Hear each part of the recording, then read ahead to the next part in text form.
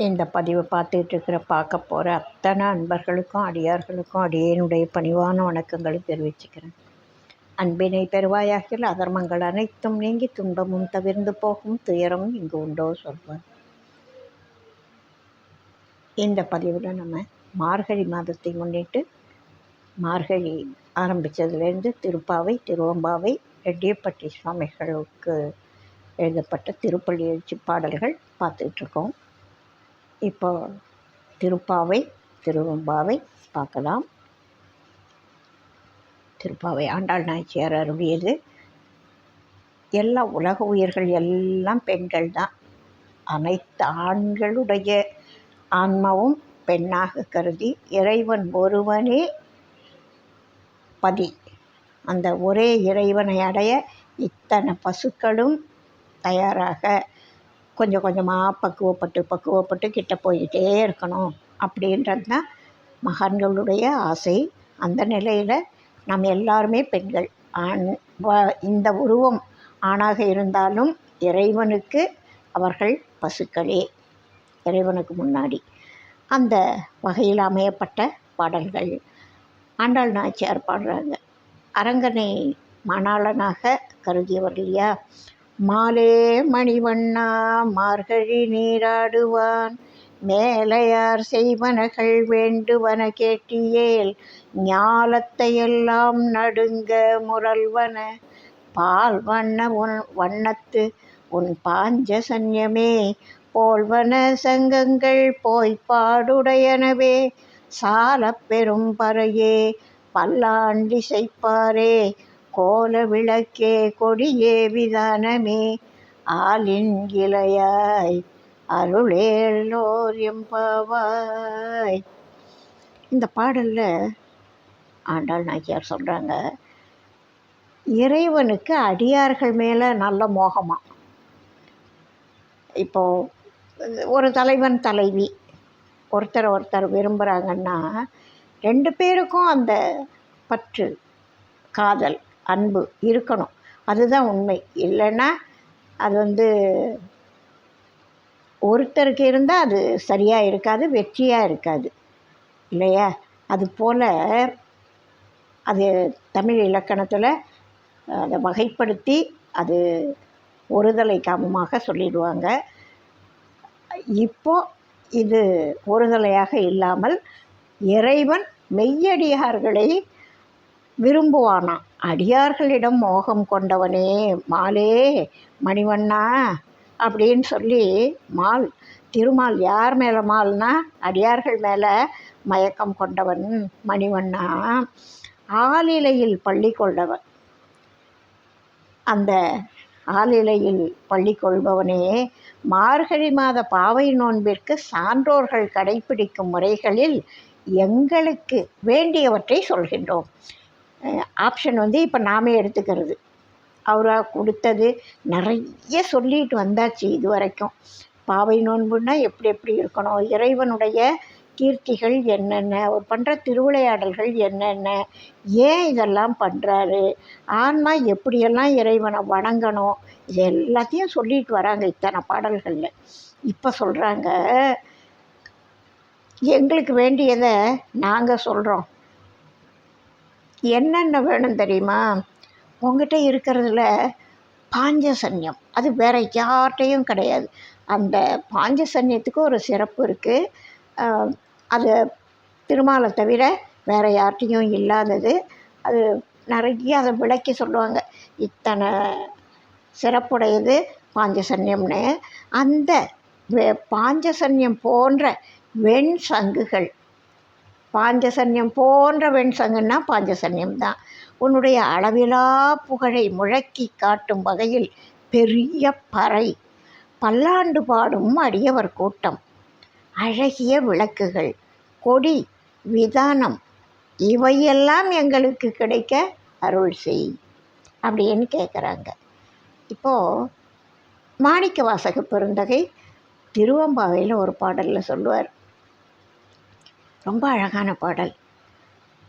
அந்த இன்னிசை வீணையர் யாழினர் ஒரு பால், இருக்கொடு தோத்திரம் இயம்பினர் ஒரு பால், துன்னிய பிணை மலர் கையினர் ஒரு பால், தொழுகையர் அழுகையர் துவள்கையர் ஒரு பால். அந்த அப்படியே அதை எல்லாத்தையும் காட்சிப்படுத்தி பாருங்கள். ஒரு பக்கம் யாழ் மீட்டுறாங்க, ஒரு பக்கம் வீணை மீட்டுறாங்க, இன்னொரு பக்கம் ரிக்வேதத்தை படித்து வேதத்தை ஓதிக்கிட்டுருக்காங்க, தோத்திரங்கள்லாம் பாடிகிட்ருக்காங்க. இந்த பக்கம் பார்த்தா தொழுதுகிட்ருக்காங்க, ஒரு பக்கம் பார்த்தா அழுதுகிட்ருக்காங்க, ஒரு பக்கம் பார்த்தா இது எல்லாத்துக்கும் மேலே போய் துவண்டு கீழே கிடக்கிறாங்க. தன்னை மறக்கிற நிலை அது. துவள்கையர் ஒரு பால். இப்படி அந்த 2 கையும் அப்படியே சென்னிக்கு மேலே கூப்பிட்டு ஒன்றை தவிர ஒன்றும் இல்லைன்னு பரிபூரண சரணாகதி. பாரத கதையில் சொல்லுவாங்க, பாஞ்சாலி என்னென்னவோ செய்கிற வரைக்கும் அவளுக்கு உதவி கிடைக்கல, இனி என்னால் ஒன்றும் முடியாது, நீ தான் கதி அப்படின்னு 2 கையும் தூக்கின உடனே கண்ணன் செயலை கொடுப்பார்னு சொல்லுவாங்க. அது மாதிரி சென்னியில் அஞ்சலி கூப்பினர் ஒரு பால் அப்படின்னு மாணிக்கவாசக பெருந்தகை பாடுவார்.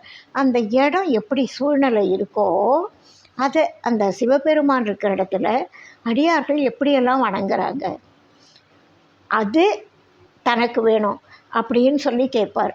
என்னையும் ஆண்டு கொண்டு இன்னருள் புரியும் எம்பெருமான் பள்ளி எழுந்தருளையேன்னு வர அந்த பாடலில். அதுபோல் இவங்களுக்கு என்னென்ன வேணுமான்னா, பாஞ்சசன்யம் போன்ற வெண்சங்கு, அளவிலாத புகழை முழக்கி காட்டக்கூடிய வகையில் பெரிய பறை, பல்லாண்டு பாடும் அடியவர் கூட்டம், அழகிய விளக்குகள், கொடி விதானம், இதையெல்லாம் எங்களுக்கு அருள் செய்யணும்னா என்ன அர்த்தம்? நாங்கள் இங்கேயே இருக்கணும், எங்களுக்கு வேறு எங்கேயும் இடம் வேண்டாம், உனக்கு பிடிச்ச அத்தனை பொருள்கள் இருக்கிற இடத்துல நாங்களும் இருக்கணும், இதெல்லாம் எங்களுக்கு வேணும்னு அர்த்தம். உன்னுடைய திருவடியிலேயே நாங்கள் இருக்கணும், அப்போ தான் இது எல்லாமே கிடைக்கும். இப்போ இவங்களுக்கு அந்த பெரிய பறை கிடச்சிதுன்னு வச்சுக்கோங்க, இவங்க எடுத்துக்கிட்டு ஓடி போய் எங்கேயாவது விளையாடுறவங்களா? இல்லை. பாஞ்சசன்யம் மாதிரி ஒரு பாஞ்சசன்யம் கிடைச்சா போய் ஊத போகிறாங்களா? இல்லை. அடியார் கூட்டங்கள் பாடிட்டு இருக்காங்க பல்லாண்டு, அவங்களையெல்லாம் இவங்க தூக்கிட்டு போய் வச்சுட்டு ஏதாவது செய்ய போகிறாங்களா? இல்லை. அவங்க இருக்கிற இடத்துல நாம் இருக்கணும். அதுக்காக ஆண்டாள் நாச்சியார் அடியார்களை அந்த சூழ்நிலையை விரும்பி ஏற்கும்படியாக அந்த மனசு எங்களுக்கு வேணும், இதை விட்டு நாங்கள் நீங்கக்கூடாது. மனோய் முனுசாமின்னு ஒருத்தர் நடராஜப்பத்தில் சொல்லுவார், உந்தன் அடிவிட்டு நீங்காத மனசை எனக்கு கொடு அப்படின்வார். அந்த மாதிரி எல்லாரும் அதை தான் சொல்லுவாங்க, உன்னுடைய திருவடி தவிர எனக்கு வேறு எதுவும் வேண்டான்வாங்க. என் மனமுந்தன் அடிவிட்டு நீங்காது நிலை நிற்க ஏதுளவு புகழ வருவாய் அப்படின்வார். அது மாதிரி எல்லாரும் திருவடி வேணும்னு தான் எல்லாம், இறைவனுடைய திருவடி, திருநாமம், இறை அருள், இறை கருணை, இறை தரிசனம், அவருடைய திருநடனம் எல்லாம் ஒன்று தான். ஒன்று கிடைச்சா இன்னொன்று கிடைச்சா மாதிரி, ஒன்று இருந்தால் பாக்கி எல்லாம் இருந்த மாதிரி, அதை அடைஞ்ச மாதிரி, அந்த மாதிரி அந்த சூழ்நிலை நமக்கு எல்லாருக்கும் வேணும் அப்படின்னு அந்த பெண்கள் விரும்பி திருமால்கிட்ட கேட்குற மாதிரியான ஒரு பாடல் ஆண்டாள் நாச்சியார் கொடுத்துருக்காங்க. மிக அருமையான பாடல். இதையெல்லாம் நாம் தினமும் பாடுறப்போ நம்ம மனசும் அதையே தான் கேட்கும். திரும்ப திரும்ப ஒரு விஷயத்தை நினைக்கிறப்போ சொல்ல சொல்ல இனிக்கும், அது உள்ளே போகும், அதுவே சிந்தனையில் போய் ஆழமாக பதியும். ஆழ் மனசில் பட்ட அத்தனையும் கட்டாயமாக நிறைவேறும். மேலோட்டமான சிந்தனைகள் கலைஞ்சி போகும், மேலோட்டமான எண்ணங்கள் கலைஞ்சி போகும். ஆழ் மனசுக்கு அனுப்பப்பட்ட தெளிவான சிந்தனைகள் கட்டாயமாக நிறைவேறும். அதனால் அது மாதிரி அந்த சூழ்நிலையிலேயே நாம் இருக்கணும் அப்படின்ற அந்த பாடல் மிக அழகான பாடல். மாணிக்கவாசக பெருந்தகை ஒரு திருப்பள்ளி எழுச்சி பாடல்லேருந்து 6வது பாடல் இன்றைக்கி பார்க்கலாம். பப்பர வீட்டிருந்து உணரும் நின்னடியார் வந்தனை வந்து அறுத்தார் அவர் பலரும் மைப்புரு கண்ணியர் மானுடத்தியல்பின் வணங்குகின்றார் அணங்கின் மணவாளா செப்புரு கமலங்கள் மலரும் தன் வயல் சூழ் திருப்பெருந்துறை உரை சிவபெருமானே இப்பிறப்பு அறுத்து எமை ஆண்டருள் புரியும் எம்பெருமான் பள்ளி எழுந்தருளாயே. இறைவன் ஒன்றும் தூங்கிட்டு இல்லை, நாம் போய் எழுப்ப வேண்டாம். அவர் இவ்வளோ பெரிய உடம்பை கொடுத்து 96 தத்துவத்தையும் கொடுத்து இதுக்குள்ளே உட்காந்துட்டு, ஆனால் நாம் பார்க்க முடியாத அளவுக்கு நாமன்னா கண்களால் பார்க்குறோமா? இப்போ இதயம்னு ஒன்று இருக்குது, ஸ்கேன் பண்ணி பார்த்தா தெரியும். இந்த உறுப்பு அந்த உறுப்பு, கிட்னி, லிவர், லங்ஸு, ஏதோ ஒன்று அதை ஸ்கேன் பண்ணி பார்த்தா எலும்பு நரம்பு எல்லாத்தையும் இன்றைக்கி கண்டுபிடிக்கிறாங்க. அது எப்போவோ எத்தனை நரம்பு இருக்குது, எத்தனை எலும்பு இருக்குது, எப்படி எல்லாம் வேலை செய்யுது, இந்த உடல் உறுப்புக்கள்லாம் எப்படி வேலை செய்யுது, எல்லாத்தையும் தெள்ள தெளிவாக திருமூலர் நிறைய சொல்லியிருக்கார், அகத்தியர் நிறைய சொல்லியிருக்காரு, மகான்கள் நிறைய சொல்லியிருக்காங்க. விஞ்ஞான கண்டுபிடிப்பாக லேப் வச்சு அதை மற்றவங்க கண்ணுக்கு தெரியும்படியாக காமிக்கிறது விஞ்ஞானம். உண்மை பொருளை தெள்ள தெளிவாக புரிஞ்சு இருந்தது மெய்ஞானம். அவங்க முன்னாடியே சொல்லியிருக்காங்க. அப்படி இந்த பிறப்பை பற்றியும் எல்லாத்த பற்றியும் அவங்க சொல்லிட்டு போயிட்டாங்க. இந்த பப்பர வீட்டிருந்து உணரும் நின்னடியார். இந்த உலகியல் வாழ்க்கையில் பரபரன்னு இருக்கிறது ஆசை, அவா, அதன் பின்னாடி ஓடி ஓடி ஓடி பரபரன்னு ஓடிக்கிட்டே இருக்கிறது. இதை எல்லாத்தையும் விட்டுட்டு உணர்ந்ததுனால அதிலேருந்து விலகி வந்த நின்னுடைய அடியார்கள்லாம் பந்தனை அறுத்தார். பாக்கி எல்லாத்தையும் விட்டுட்டு உங்கிட்ட வர்றாங்க. அவங்க எல்லாரும், அவர் பலரும் எல்லாரும் உங்ககிட்ட வர்றாங்க. மைப்புறு கன்னியர், கண்களில் மை தீட்டிய அதாவது பெண்களாக எல்லாரையும் பாவிச்சு கன்னியர் வர்றாங்க. மானுடத்து இயல்பின் வணங்குகின்றார் அணங்கின் மணவாளா. உமையம்மையை இடபாகத்தில் கொண்டவனே பெருமானே, இந்த பப்பர வீட்டிலிருந்து உணரும் நின் அடியார் பந்தனை அறுத்து அவர் பலரும் மைப்புறு கன்னியரும் மானுடத்து இயல்பின் வணங்குகின்றார். மனுஷாலே ஏதோ அதாவது குற்றம் குறைகள் தவறுகள் இதெல்லாம் நிறைஞ்சது தான் மானிட வாழ்க்கை. இந்த முறையில் ஏதோ செய்கிறாங்க, நினைக்கிறாங்க. ஆஹா, நம்ம கட்டாயமாக இந்த நேரத்துக்கு நம்ம இறைவனை நினச்சிருந்தா இந்த காரியம் நம்ம நல்லபடியாக செய்திருப்போம், அவருடைய துணை இருந்திருக்கும். நம்ம செய்யாமல் போயிட்டோம், நினைக்காமல் போயிட்டோம். நினைக்கணும் இனிமேல் எதை செய்தாலும் இறைவனை நினைக்கணும் அப்படின்னு மனசு சொல்லும். அப்போ ஆமாமான்னு தோணும்.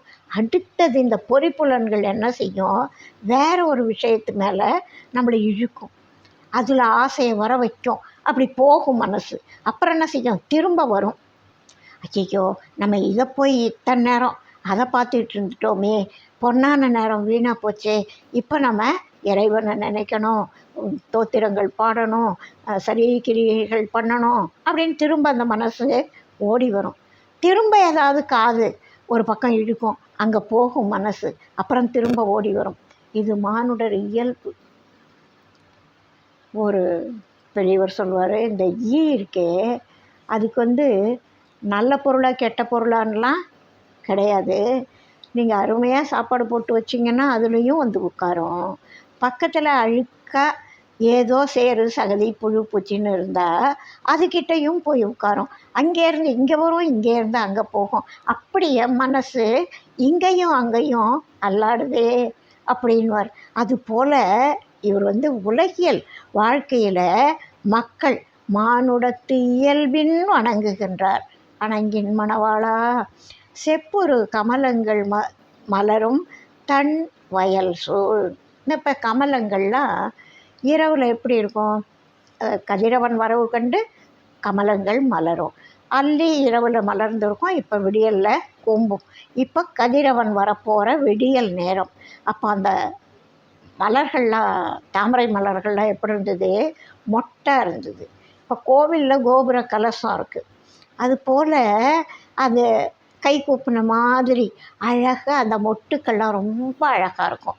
அந்த மொட்டே ஒரு அழகு, மலர் ஒரு அழகு. அந்த மலர்ந்தும் மலராத நிலையில் அது வேற ஒரு அழகு. ஒவ்வொரு இதழும் ஒரு அழகு, அது பக்கத்தில் இருக்கிற இலை ஒரு அழகு, அது மேலே துளி துளியாக நிற்கிற ஒட்டாமல் தளதளன்னு நிற்கிற தண்ணி துளிகள் ஒரு அழகு. அது போல் அது எல்லாமே அழகு. இப்போது மொட்டு போல் இருக்குது. இப்போ கதிரவன் வர்றாரு, இப்போ தான் மலருது, இப்போ மலர்ந்துகிட்டே இருக்குது. அப்படிப்பட்ட செப்புரு கமலங்கள் மலரும் தன் வயல் சோழ் திருப்பெருந்துறை உரை சிவபெருமானே. அப்படிப்பட்ட வயல் சூழ்ந்து நிற்கக்கூடிய நீர்நிலைகள் சூழ்ந்து விளங்கக்கூடிய தன்னென்று இருக்கக்கூடிய திருப்பெருந்துறை உரை சிவபெருமானே. இப்போ முக்கியமான விஷயம், இப்பிறப்பு அறுத்து எமை ஆண்டு அருள் புரியும் எம்பெருமான் பள்ளி எழுந்தருளாயே. இந்த பிறப்பு பிறந்ததெல்லாம் போதும் ஐயா, இதுக்கும் மேலே முடியலேன்னு தானே வந்து கெஞ்சுறோம், கேட்குறோம், அழறோம். கருணை காமிங்க. இப்பிறப்பு அறுத்து எமை ஆண்டு அருள் புரியும். நான் அடைக்கலம்னு சொல்லிட்டேன், நீயே கதின்னு சொல்கிறேன். நீ என்ன ஆண்டு உன்னுடைய திருவருளை வழங்கணும். இப்பிறப்பு அறுத்து எமை ஆண்டு அருள் புரியும் எம்பெருமான் பள்ளி எழுந்தருளாயே. இறைவன் எங்கேயோ இல்லை, தூங்கிட்டு இல்லை, பெட்ரூமில் போய் நம்ம காலிங் பெல் அடிக்க வேண்டாம், கதவை தட்ட வேண்டாம். நமக்குள் இருக்கும் அந்த பரம்பொருளை நம்ம இது வரைக்கும் கவனிக்காமல் இருக்கிறோம். அவர் பேசாமல் இருக்கார். நாம் எழுப்புனா குழந்தை கூப்பிட்டான்னு தாய் ஓடி வர்ற மாதிரி இறைவன் வருவார். அதற்காக இந்த திருப்பள்ளி எழுச்சி பாடல்களை மகான்கள் கொடுத்துருக்குறாங்க. மாணிக்கவாசக பெருந்தகை இவ்வளவு அழகான பாடலை கொடுத்துருக்கிறத தினமும் நம்ம காலையில் அதுவும் இந்த மார்கழி இன்னையோட முடியுது. இந்த மார்கழி மாதத்தினுடைய சிறப்பு என்னென்னா, நமக்கும் விடியற்காலை தேவ வருஷப்படி இந்த மார்கழி முழுதும் தேவ ஆண்டினுடைய விடியற்காலை நேரம். அதனால் இது இரட்டை விடியல், நமக்கு மிகவும் அதிக அளவில் பயனளிக்கக்கூடிய பொன்னான நேரம். இதில் இந்த நல்ல விஷயங்களை நம்ம சிந்தித்து அதோட பலனை அடையணும். எதுக்கும் காலம் கருதி இடத்தார் செய்யின் அப்படின்னு வள்ளுவ பெருந்தகை. ஞாலம் கருதினும் கைகூடும். எப்படி செய்தால் கைகூடும், அது எப்படி ஞாலம் வேணும் அப்படின்னு சொல்லிட்டு இப்படி உட்காந்துட்டா ஞாலம் வந்து உருண்டையாக நம்ம கையில் விழுமான்னு இல்லை. எவ்வளவு பெரிய விஷயத்தை நீ நினச்சாலும் ஞாலம் கருதினும் கைகூடும். காலம் கருதி இடத்தால் செய்யின். காலத்தை யோசிக்கணும், எப்போ செய்தால் அது சக்ஸஸ் அப்படின்னு காலத்தை யோசிக்கணும். எந்த இடம், அதாவது எப்படி அதை செய்யணும், காலம் அந்த கருதணும். அதாவது பிளான், மாஸ்டர் பிளான். ஒரு காரியத்தை பண்ணணுன்னா எப்போ பண்ணணும், எப்படி பண்ணணும், என்னென்ன பண்ணணும், அதுக்கு என்னென்ன உபகரணங்கள் தேவை, நாம் அது சம்பந்தப்பட்ட ஃபுல் பிளான் நம்மகிட்ட இருக்கணும். எப்போவுமே திட்டமிடாத காரியம் பட்டம் பெறாது, திட்டமிட்ட செயல் நிச்சயமாக நடக்கும். வள்ளுவர் எவ்வளவு சூக்ஷ்மமாக சொல்லியிருக்கார் பாருங்கள். ஞாலம் கருதினும் கைகூடும். எவ்வளோ பெருசாக வேணாலும் யோசிச்சுக்கோ. உள்ளத்தனையது உயர்வு, அதையும் சொல்லியிருக்கார் பாருங்கள். வெள்ளத்தனைய மலர் நீட்டம் மாந்தர்தம் உள்ளத்தனையது உயர்வு. அப்போ நீ ஞாலத்தையே நினச்சா கூட நீ அடைவ. மிகப்பெரிய மன்னர்கள்லாம் அப்படியெல்லாம் அடைஞ்சவங்க தானே. இவன் அலெக்சாண்டரை பற்றி நிறைய சொல்லுவாங்க. அது மாதிரி மன்னர்கள்லாம், நெப்போலியன், இது மாதிரி ஆட்கள், வீர சிவாஜி, அது மிகப்பெரிய ராஜராஜ சோழன், அவங்களாம் பெருசாக நினச்சாங்க. பெரிதினும் பெரிது கேள் அப்படின்னு வர பாரதியார். அப்படி அவங்களுடைய சிந்தனை பெருசாக இருந்தது. அந்த சிந்தனையை எப்படி செயல்படுத்தணும், சரியான திட்டமிடல், சரியான எந்த நேரத்துக்கு போனால் அதை செய்யலாம், அதை சாதிக்கலாம் அப்படின்னு அந்த காலம் கருதி இடம் எல்லாத்தையும் கவனித்து செய்தினா உனக்கு வெற்றி தான் அப்படின்னு சொல்கிறார். இப்போ ஒரு கிரிக்கெட் விளையாடணுன்னு வச்சுக்கோங்களேன். இப்போ என்ன செய்வாங்க, இப்போது எல்லாருக்கும் கோடை விடுமுறை வருது, ஏதோ ஒரு மேட்ச் வைக்கணும். என்ன செய்வாங்க, எந்த ஊரில் இந்த மேட்ச் வைக்கணும், எந்த கிரவுண்டில் இந்த மேட்ச் நடத்தணும், எந்த டீமும் மோதணும், எந்த தேதியில் மோதணும், எத்தனை நாள் முன்னாடி நம்ம அங்கே பயணப்படணும். இந்த மேட்சினுடைய ஃபுல் வியூ அவங்க மனசுக்குள்ள பிளானாக இருக்கும். யார் யார் விளையாட போகிறாங்க, அவங்களுக்கு அந்த பயிற்சி, தொடர்ந்து பயிற்சி. இன்னும் 6 மாதம் கழித்து நடக்க போகிற மேட்ச்க்கு இன்றைக்கி ஆரம்பித்தாலும் அவங்க அதுக்கான பயிற்சியில் இறங்கிடுவாங்க. காலம் கருதுவாங்க, எந்த தேதி, எந்த இடம், யார் யார் விளையாடுறது, யாரும் எந்த டீமும் மோதுறது, ஒரு டீமில் யார் யார் அதனுடைய விளையாட்டு உறுப்பினர்கள் எல்லாத்தையும் திட்டமிடுவாங்க. எங்கே தங்கணும், என்ன சாப்பிட்ணும், எந்த மட்டையை எடுத்துக்கிட்டு போய் அடிக்கணும், முதல் கொண்டு பால் இப்படி இருக்கணும், மட்டை இப்படி இருக்கணும், எல்லாம் பிளான் பண்ணி செய்வாங்க. அப்போ ஒரு விளையாட்டுக்கே இது இந்த விளையாட்டாக நம்மளை துன்புறுத்திட்டு இருக்கிற பிறவிக்கு முற்றுப்புள்ளி வைக்கக்கூடிய ஒரு விஷயம் இறையருள். அதை அடையணும்னா இது எல்லாத்தையும் இன்னும் செம்மையாக செய்யணும். அதுக்கு தான் மகான்கள் நமக்கு பயிற்சி கொடுத்துட்டு போயிருக்காங்க. இந்த பயிற்சியில் சேர்ந்து எல்லாரும் நல்லபடியாக இந்த முத்திநெறி அப்படின்ற இன்பத்தை அனுபவிக்க தயாராகணும். பிறக்கிறது சாதாரணமாக இது வரைக்கும் நம்ம பிறந்துட்டு தான் இருந்தோம், இன்பத் துன்பங்களை அனுபவித்தோம். இப்போவும் வாழ்க்கையில் நிறைய அனுபவிச்சிட்டோம். அதாவது நமக்கு தெரியாமல் ஒன்றும் நம்ம எதையும் புரிஞ்சிக்காமல் இல்லை. நம்ம என்னெல்லாம் கஷ்டப்பட்டிருக்கோம். இன்றைக்கி இந்த இடத்துல நிற்கிறோன்னா நம்ம எத்தனை துன்பங்களை தாண்டி எத்தனை இன்பங்களும் ரெண்டும் கலந்து தான் இறைவன் கொடுப்பார். வெறும் துன்பத்தையே அனுபவிக்கிற ஒருத்தருக்கு முத்தி மேலே நாட்டம் வராது. வெறும் இன்பத்திலேயே தழைச்சிருக்கிறவங்களுக்கு முத்தி மேலே நாட்டம் வராது. இரண்டும் கலந்து அதுதான் மானிட வாழ்க்கை. அதனால தான் மானிடர்களுக்கு மட்டும்தான் அந்த முத்தி மேலே ஆசை வரும், நாட்டம் வரும். தேவர்களுக்கெல்லாம் வராது. அவங்களாம் சொகுசாக இருக்காங்க, அவங்களுக்கு அது தேவைப்படாது. அப்போ மானிடர்கள் கொடுத்து வைத்தவர்கள். உயிரினங்கள்லேயே இந்த பகுத்தறிவோடு பிறந்த இந்த மனித இனம் போல் ஔவையாரும் தானே சொல்லுவாங்க, அரிது அரிது மானிடராய் பிறத்தல் அரிதுன்னு. பாரதியார் சொல்வார், நல்லதோர் வினை செய்தே இதை நலங்கெட புழுதியில் எறிவதுண்டோ அப்படின்வார். அந்த மாதிரி கூத்தாடி போட்டு உடைக்காமல் இந்த நந்தவனத்தில் 4-6 மாதமாய் வாங்கிய இந்த தோண்டியை கொண்டு நம்ம பயன்படுத்தி நம்ம எதுக்காக வந்தோமோ அந்த குறிக்கோளை அடையணும் அப்படின்னு நம்ம திட்டமிட்டு செயல்படணும். அதனால் எல்லாரும் வாங்க, வம்மின் இந்த கதையை கேட்டு பயன்பெறுமின் அப்படின்னு தான் பாடினாங்க எல்லாரும். அதையே நாமும் செய்வோம். வாழ்க வளமுடன். வாழிய நாளும் மெய்மெய் வாழ்க நல்லறங்கள் எல்லாம் வாழிய பெரியோன் நாமம் வாழியே வாழி. அடுத்த பதிவில் அடுத்த ஒரு கருத்தோடு சந்திப்போம். வாழ்க வளமுடன். வாழ்க வையகம்.